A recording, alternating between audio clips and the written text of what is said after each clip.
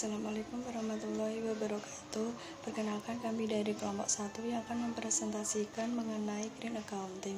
Perkenalkan, nama saya Siti Luciani, NIM 022.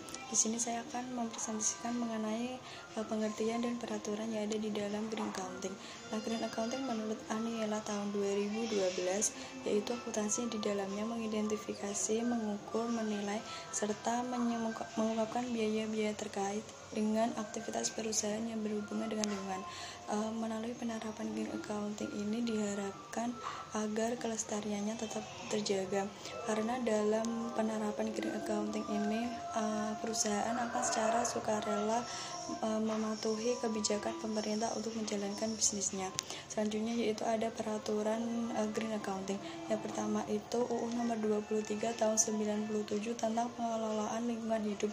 UU ini mengatur untuk kewajiban setiap orang yang melakukan dalam mengelola, menjaga dan memberikan informasi secara benar dan akurat tentang lingkungan hidup.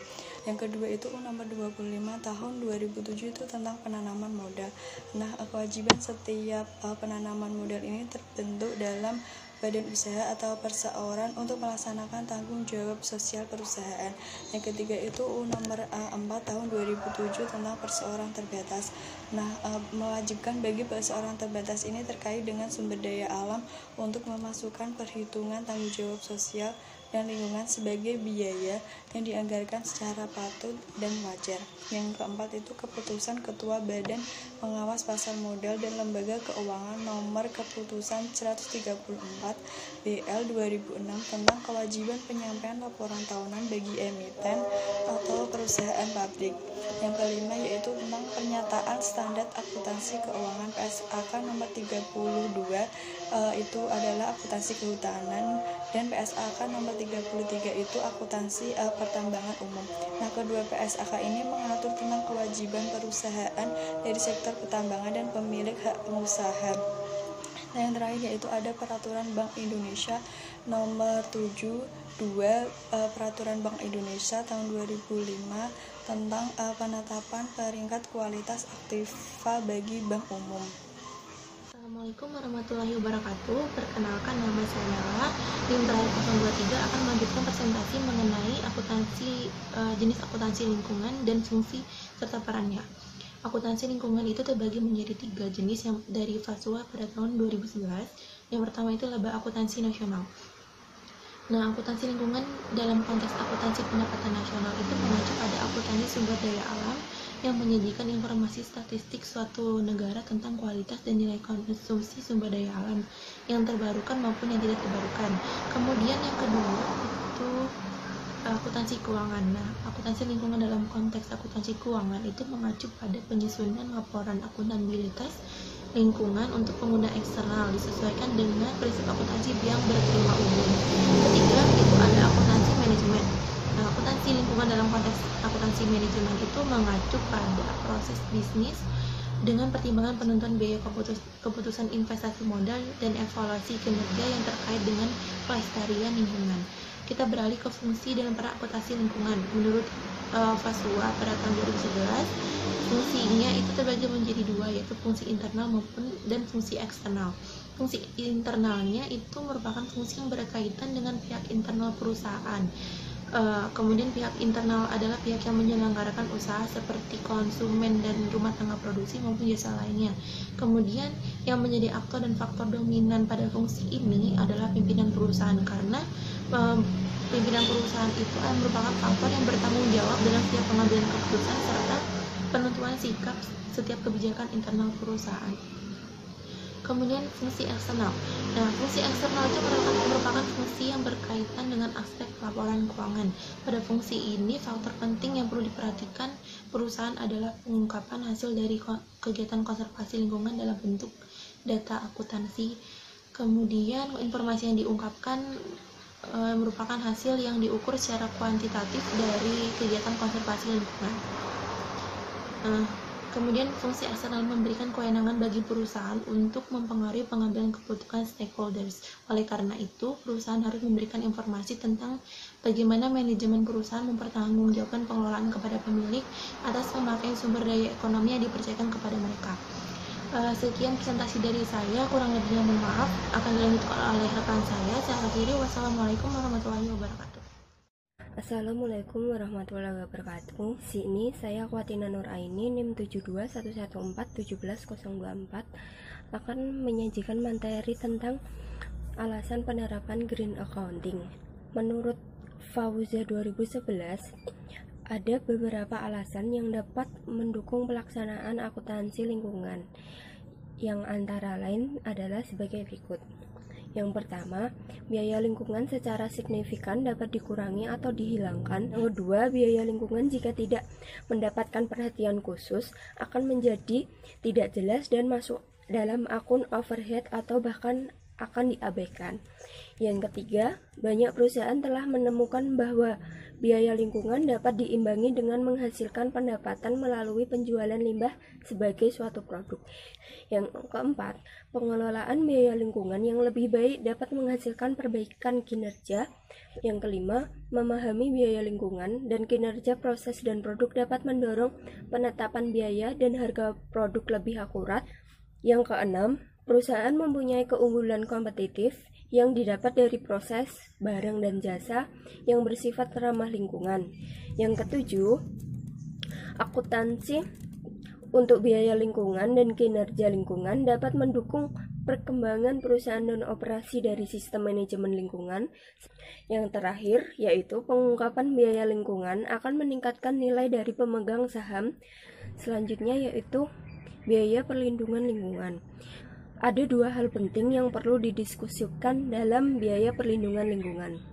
Yang pertama yaitu pengungkapan masih bersifat sukarela. Yang kedua yaitu akuntansi lingkungan belum dianggap sebagai bagian integral dalam operasional perusahaan. Kemudian, dalam akuntansi lingkungan terdapat beberapa komponen biaya yang harus dihitung menurut Handayani 2010. Yang pertama yaitu biaya operasional bisnis, yang kedua yaitu biaya daur ulang limbah, yang ketiga yaitu biaya penelitian dan pengembangan. Sekian presentasi dari saya, kemudian akan dilanjutkan oleh penyaji selanjutnya. Terima kasih. Assalamualaikum warahmatullahi wabarakatuh. Di sini saya akan melanjutkan presentasi dari teman saya yang sebelumnya mengenai Green Accounting. Di sini saya akan menjelaskan mengenai keterkaitan Green Accounting, Corporate Social Responsibility, dan Sustainability Development. Yang pertama, mengenai pengertian Sustainability Development merupakan suatu pembangunan yang memenuhi kebutuhan generasi saat ini sedemikian rupa tanpa harus mengurangi kemungkinan generasi masa mendatang memenuhi kebutuhannya.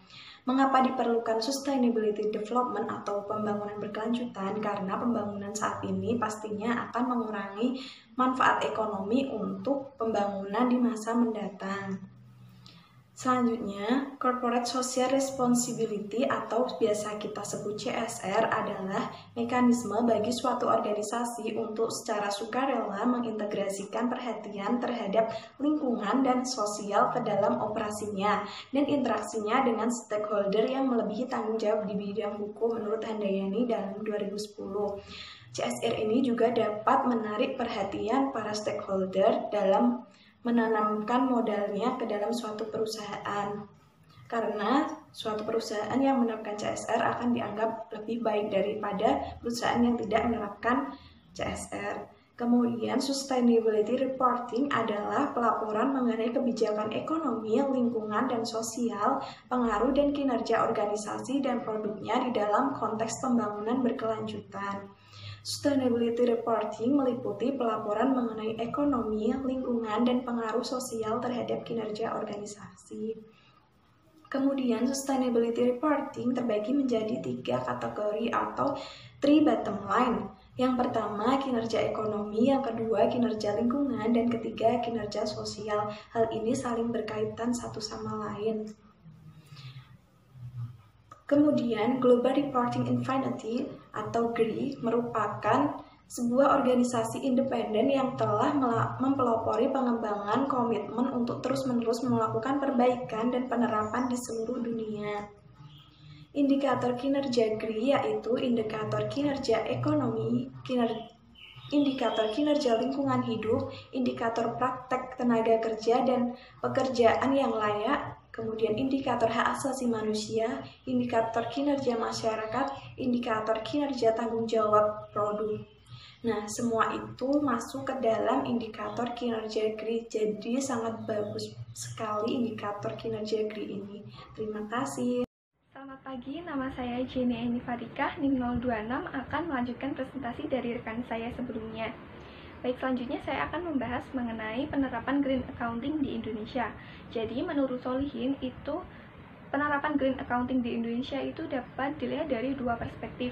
Yang pertama itu yang bersifat sukarela dan yang kedua itu yang bersifat mandatori.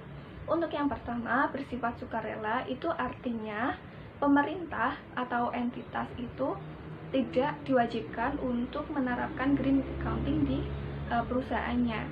Untuk yang kedua itu berarti perusahaan atau entitas itu diwajibkan untuk melaporkan atau menerapkan Green Accounting di perusahaannya. Nah, contohnya yang bersifat mandatori ini yaitu seperti BUMN yang memiliki kewajiban untuk menyisihkan sebagian labanya untuk disalurkan guna menunjang kegiatan sosial.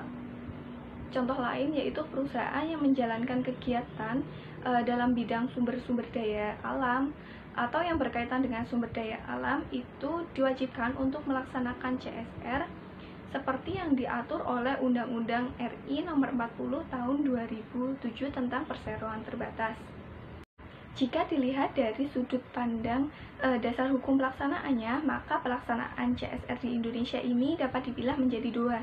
Yang pertama yaitu pelaksanaan CSR yang diperuntukkan untuk perusahaan besar, dan yang kedua yaitu pelaksanaan CSR yang diperuntukkan untuk perusahaan kecil dan menengah. Selama ini terdapat anggapan bahwa pelaksanaan CSR ini hanya diperuntukkan untuk perusahaan besar saja, dengan asumsi bahwa perusahaan besar ini memiliki dampak negatif terhadap lingkungan. Padahal perusahaan kecil dan menengah juga sama memiliki dampak negatifnya terhadap lingkungan. Apalagi jika perusahaan kecil dan menengah tersebut jumlahnya yang banyak, sehingga dampaknya akan terakumulasi dan dengan jumlah yang sangat besar. Dan untuk melaksanakannya tentu akan lebih sulit dibandingkan dengan dampak yang ditimbulkan dari perusahaan besar. Sekian pemaparan dari saya, terima kasih. Lanjutkan presentasi dari teman saya mengenai kendala yang dihadapi dalam Green Accounting. Yang pertama itu bertambah tingginya biaya pengeluaran. Yang kedua, belum ada aturan yang mewajibkan perusahaan untuk memiliki komite CSR. Yang ketiga, belum adanya standar asuransi terkait dengan pelaporan CSR yang diterima umum. Selanjutnya yaitu tentang cara mengatasi kendala dalam Green Accounting. Yang pertama, sebaiknya perusahaan jangan melihat berapa jumlah tambahan biaya yang dikeluarkan, tetapi menilai manfaat apa yang akan kita dapatkan di masa depan sebagai bentuk investasi. Yang kedua yaitu sebaiknya para pemegang saham yang diberikan hak untuk mengawasi, mengatur kepengurusan perusahaan untuk segera membentuk komite CSR agar dapat mendorong terciptanya kegiatan dan pelaporan CSR yang baik. Yang terakhir yaitu sebaiknya perusahaan membentuk standar jasa ansuran atas laporan CSR agar lebih ke pihak eksternal dan independen yang berperan untuk memberi keyakinan bagi stakeholders bahwa laporan tersebut telah disusun sesuai dengan standar pelaporan yang ada. Terima kasih.